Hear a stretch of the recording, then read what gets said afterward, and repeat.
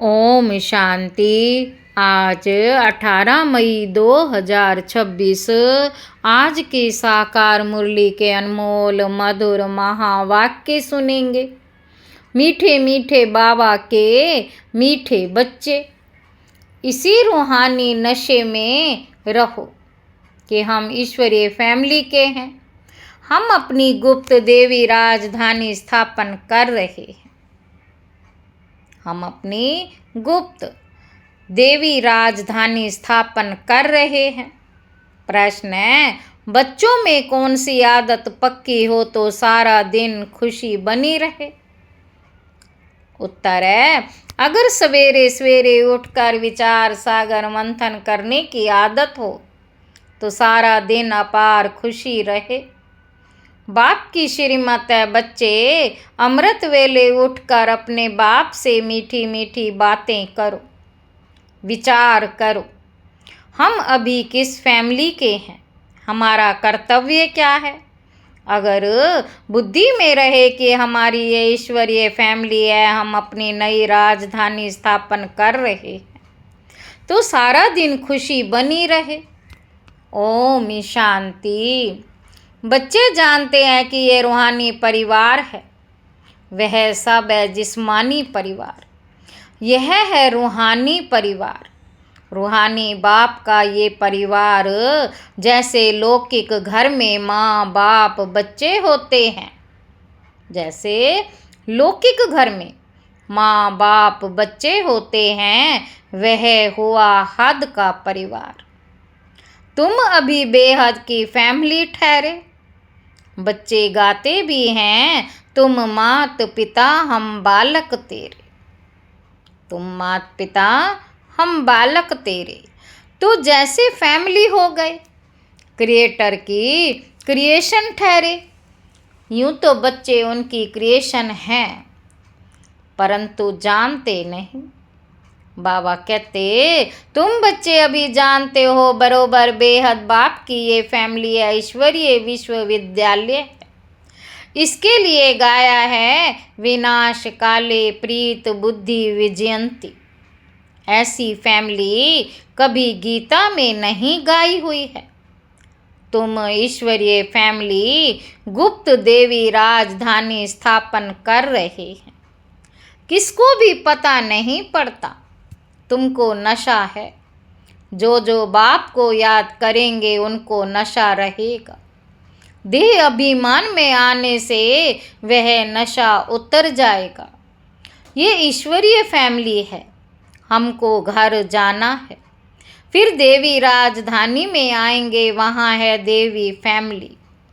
वह आसुरी फैमिली, ये है तुम्हारी ईश्वरीय फैमिली। रूहानी बाप दादा के बच्चे बहन भाई हैं।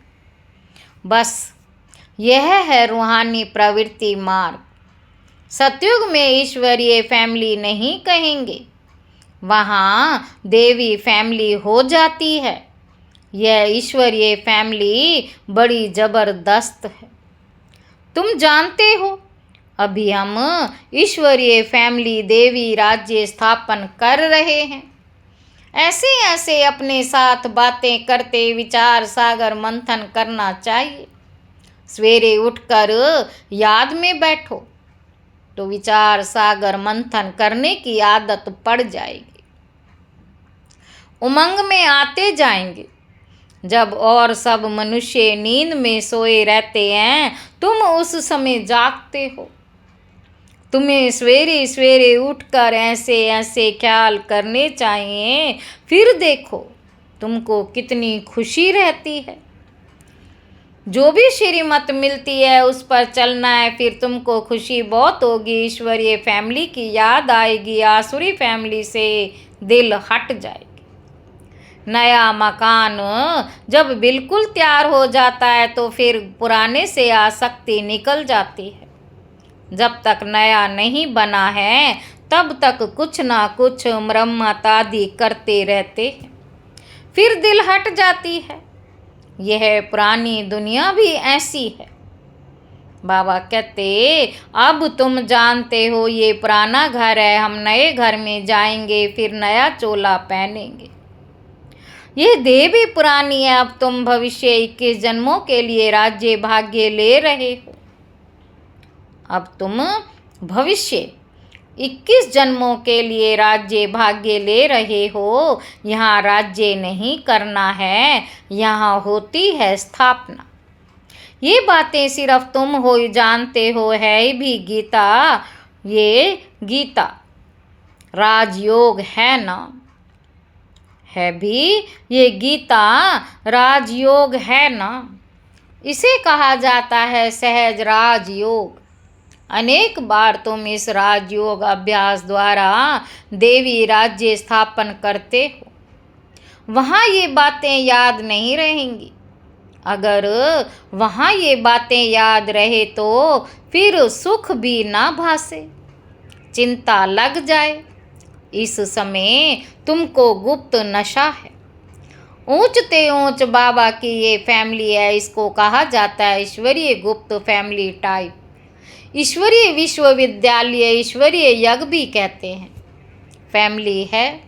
हमको बहुत लवली बनना है, भविष्य में तुम बहुत लवली बनते हो। तुम हो रूप बसंत, आत्मा रूप भी है बसंत भी है। इतनी छोटी सी आत्मा अविनाशी पार्ट बजाती है। इस समय तुम रूप बसंत बने हो। बाप ज्ञान का सागर है, ज्ञान जरूर देंगे तब जब इस शरीर में आएंगे। बाबा कहते तुम जानते हो ज्ञान की वर्षा बरसाते हैं। एक एक रत्न लाखों रुपए का है। अब तुम आत्माओं को बाप का परिचय मिला है, बाप ने स्मृति दिलाई है, तुम्हारी बुद्धि में है ये 84 का चक्र कैसे फिरता है। इसलिए तुम्हारा नाम ही है सवदर्शन चक्रधारी। विष्णु व लक्ष्मी नारायण सवदर्शन चक्रधारी नहीं थे, उनमें ये ज्ञान नहीं होता। अभी आत्मा को ये ज्ञान मिला है सृष्टि का चक्र कैसे फिरता है। भल त्रिमूर्ति कहते तो भी शिव नहीं दिखाते। त्रिमूर्ति के चित्र बहुत देखे होंगे। साकार में प्रजापिता ब्रह्मा तो यहाँ है ना, यह हो गया बहुत पुराना। ग्रेट ग्रेट ग्रैंडफादर तो ये हुआ प्रजापिता ब्रह्मा का सिजरा। बाप सृष्टि रचते हैं ब्रह्मा द्वारा, तो ब्रह्मा बड़ा हुआ ना, दिखाते भी बूढ़ा है। यह 84 जन्मों का चक्र लगाया हुआ है। अभी तुम इन बातों को समझ गए हो, ये भी जानते हो कि बाप के तो सब बच्चे हैं। आत्माओं को बाप का परिचय देना है। अभी भारत का बहुत बड़ा कल्याण हो रहा है। सब आत्माएं पवित्र और मुक्ति धाम में चली जाएंगी। तुम हो ही भारत की सेवा पर। भारत खास दुनिया आम, भारत खास दुनिया आम। तुम अभी थोड़े हो जो इन बातों को समझते हो, फिर नेट शैल में समझाया जाता है बच्चे मन मना भाव। अलग में भी समझाया जाता है जो कुछ है देवी राजधानी स्थापन करने में लगाओ। बापू गांधी क्या करते थे, वे भी राम राज्य चाहते थे। कैसा वंडरफुल खेल है ना। अभी तुम साक्षी हो, खेल देखते हो, तुमको हंसी आती है। कहाँ की बातें कहाँ ले जाते हैं। बाप कहते हैं ड्रामा अनुसार दुनिया की गति बुरी हो गई है, फिर बाप आकर सदगति करते हैं। तुम बच्चों को नशा चढ़ाए, ये है सारे वर्ड के निराकार बापूजी। ये ब्रह्मा भी किसी का बच्चा है, शिव बाबा का। वे किसका बच्चा, ये माताएं कहती हैं शिव बाबा हमारा बच्चा। यह है शिव बाबा का खेल पाल। बाकी ध्यान दीदार में तो माया की बहुत प्रवेशता होती है। ये जो कहते हैं हमारे में शिव बाबा आते हैं, शिव बाबा ये बोलते हैं ये सब भूत की प्रवेशता है। तुम बच्चों को खबरदार रहना है, ये भूत की बीमारी ऐसी है जो दोनों जहां से उड़ा देती है। ये कभी भी ख्याल नहीं आना चाहिए कि हम साक्षात्कार करें। ये सब भक्ति के ख्यालात हैं। ज्ञान मार्ग को अच्छी रीति समझना है। माया अनेक प्रकार से धोखा देती है, साक्षात्कार आदि से कोई फायदा नहीं। बाप कहते हैं इन द्वारा सगाई कराते हैं, बाप का फरमान है तुमको कोई भी देहधारी को याद नहीं करना है। तुम अपने को आत्मा समझ बाप को याद करो, अपने कल्याण के लिए बाप को याद करना है। ये तो बहुत समझ की बात है। बाबा को कोई भी समाचार लिख सकते हैं। कई बच्चों को तो इतना भी अक्ल नहीं कि बेहद के बाप को चिट्ठी में अपना खुश खैराफत का समाचार लिखें। अपना खुश खैराफत का समाचार लिखें, लौकिक बाप को चिट्ठी ना लिखें तो आराम ही फिट जाता है। यह भी बेहद का बाप है। देखते हैं मास डेढ़ चिट्ठी नहीं आती तो समझते हैं इनको शायद माया खा गई। जो ऐसे पारलौकिक बाप को चिट्ठी नहीं लिखते, इतना तो लिखना चाहिए, बाबा हम नारायणी नशे में सदैव रहते हैं, आपकी दी हुई युक्ति में ही हम तत्पर हैं। तो बाबा समझेंगे खुश राजी हैं, चिट्ठी नहीं लिखेंगे तो समझेंगे बीमार हैं, याद में ही नहीं रहते। नहीं तो बाबा को समाचार देना है, बाबा हमने ये सर्विस की है, इनको समझाया, इनकी बुद्धि में पूरा नहीं बैठा तो फिर ये समझाएंगे कि इस रीति समझाओ। भक्ति मार्ग में जो कुछ कहते हैं समझते कुछ भी नहीं। मुख्य बात बाप को नहीं जानते, मुख्य बात बाप को ही नहीं जानते। बाप को जानने से भारत सदगति को पाता है, बाप को ना जानने कारण भारत बिल्कुल दुर्गति को पा लेता। अब बाप तुम बच्चों को समझाते हैं, हम तुमको सदगति में ले जाऊंगा, बाकी सबको मुक्ति में ले जाऊंगा। भारत जीवन मुक्ति में है तो बाकी सब मुक्ति में है। यह चेंज सिवाय बाप के और कोई नहीं कर सकता। सर्व का सदगति दाता एक ही बाप है। सर्व की सदगति जरूर काल्प काल्प संगम पर ही होगी। बाबा कहते तुम जानते हो हम आत्माओं का रूहानी बाप एक है, उनको आत्मा ही याद करती है। तुमको भक्ति मार्ग में दो बाप हैं, सतयुग में है एक बाप, संगम पर है तीन बाप। प्रजापिता ब्रह्मा भी तो ठहरा बाप ठहरा ना, शिव भी बाबा है, वह है सर्वात्माओं का बाप। उनसे ही वर्षा लेना है, उनको याद करने से ही वे कर्म विनाश होंगे। ब्रह्मा को याद करने से वे कर्म विनाश नहीं होंगे। इसलिए शिव बाबा को ही याद करना है, हम उनके बने हैं। यह है सच्चा सच्चा रियल ज्ञान, रूहानी बाप का रूहानी बच्चों प्रति।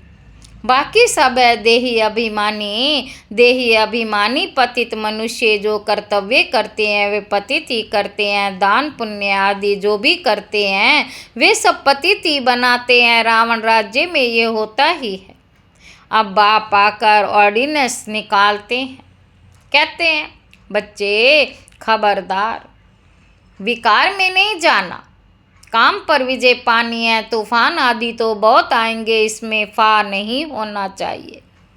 माया के इतने विकल्प आएंगे जो अज्ञान काल में भी नहीं आए होंगे, ऐसे भी विकल्प आते हैं। कहते हैं भक्ति मार्ग में तो बड़ी खुशी रहती है। अभी आपको याद करना चाहते हैं तो कर नहीं सकते, बिंदी याद नहीं पड़ती। बड़ी चीज़ हो तो याद करें। बाबा कहते हैं कि तुम शिव बाबा कहकर याद करो।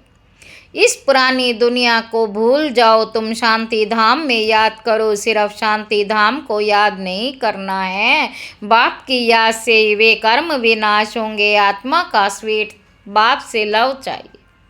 आधा कल्प का लवर है। आत्मा कहती है हम आधा कल्प आपको भूल गए हैं। यहाँ ब्राह्मणियाँ जिनको ले आती हैं बहुत खबरदारी से निश्चय बुद्धि वालों को ही आना है।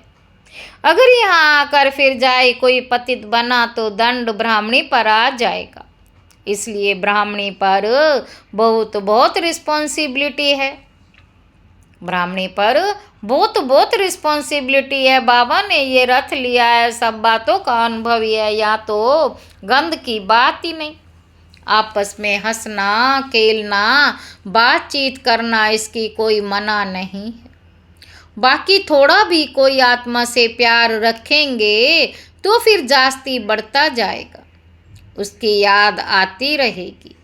इसलिए इससे भी पार जाना है। अब तुम घर में बैठे हो व सतयुग में बैठे हो घर में, बाप बच्चों को घर में पढ़ाते हैं। तुम सबका ये घर है। जब बाहर जाते हो तो ऐसे नहीं कहेंगे यहाँ बहुत अच्छा नशा रहेगा, देह का अभिमान छोड़ना है। देही अभिमानी बनो तो जात पात का भेद सब निकल जाएगा। पुरानी दुनिया तमो प्रधान है, उनमें भेदभाव और ही बढ़ता जाता है। आगे ब्रिटिश गवर्नमेंट के समय भाषाओं की खिटपिट नहीं थी, अब दिन प्रतिदिन फूट बढ़ती जाती। फिर सतयुग में एक ही भाषा होगी, कोई भेदभाव नहीं होगा। सतयुग में एक ही भाषा होगी, कोई भेदभाव नहीं होगा। अच्छा, मीठे मीठे सिकिल दे बच्चों प्रति माता पिता बाप दादा का याद प्यार और गुड मॉर्निंग। रूहानी बाप के रूहानी बच्चों को नमस्ते। हम रूहानी बच्चों की रूहानी बाप दादा को याद प्यार और गुड मॉर्निंग। नमस्ते बाबा, नमस्ते, शुक्रिया बाबा, शुक्रिया। धारणा के लिए मुख्य सार पहला पॉइंट है, किसी भी देहधारी की याद ना आए, इसके लिए किसी से भी प्यार नहीं करना है, इससे भी पार जाना है। बहुत खबरदारी रखनी है, माया के विकल्पों से घबराना नहीं, विजयी बनना है। दूसरा पॉइंट है, ध्यान दीदार में माया की बहुत प्रवेशता होती है, इस भूत प्रवेशता से अपने को बचाना है। बाप को अपना सच्चा सच्चा समाचार देना है। वरदान है, हर बात में सार को ग्रहण कर, ऑलराउंड बनने वाले सरल पुरुषार्थी भव। जो भी बात देखते हो सुनते हो उसके सार को समझ लो, और जो बोल बोलो जो कर्म करो उसमें सार भरा हुआ हो तो पुरुषार्थ सरल हो जाएगा। ऐसा सरल पुरुषार्थी सब बातों में ऑलराउंड होता है, उसमें कोई भी कमी दिखाई नहीं देती, कोई भी बात में हिम्मत कम नहीं होती, मुख से ऐसे बोल नहीं निकलते कि हम ये नहीं कर सकते। ऐसे सरल पुरुषार्थी स्वयं भी सरल चित रहते हैं और दूसरों को भी सरल चित बना देते हैं। स्लोगन है, साधन यूज करते उनके प्रभाव से न्यारे और बाप के प्यारे बनो। ये अव्यक्त इशारे सदा अचल अडोल एक रस स्थिति का अनुभव करो। एक रस स्थिति बनाने के लिए सिवाय एक के और कुछ भी देखते हुए ना देखो।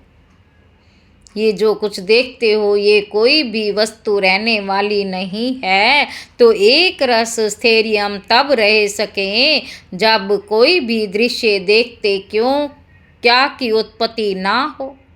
यही व्यर्थ संकल्पों की हलचल का कारण है। इस क्यों की समाप्ति के बाद ही संपूर्णता आएगी। अच्छा, ओम शांति।